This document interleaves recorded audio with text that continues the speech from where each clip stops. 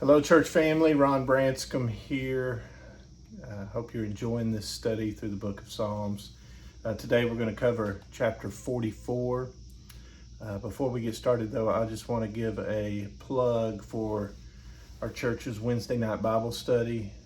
It's really a meaty dive into God's Word as we go through the book of Exodus. But also, we had some really interesting topics tonight that popped up, and so I just encourage you to come be a part, come study, learn, worship, and have fellowship together as a church body. So just a little plug for Wednesday night. Psalm 44. I relate too many things to sports sometimes, and I'm going to relate some of this to sports in Psalm 44 from the standpoint of when playing basketball through high school and through college.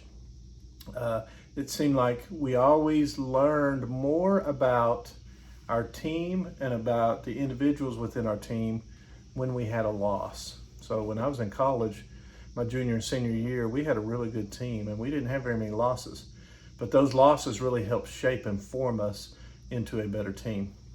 And so you're probably wondering, Ron, how in the world are you tying this into Psalm 44? Well, give me a chance here.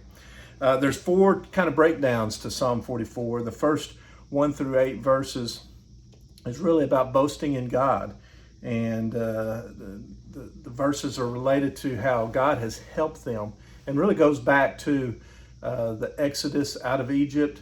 And I really love here, verse 1, our ancestors have told us what you did in their days long ago.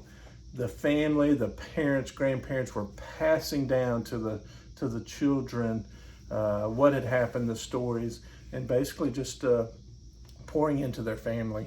And so how important that is. But 1 through 8, hey, God, you've helped us so much. Then we get a turn here in verses 9 through 16 about, God, you've forsaken us. You're not helping us.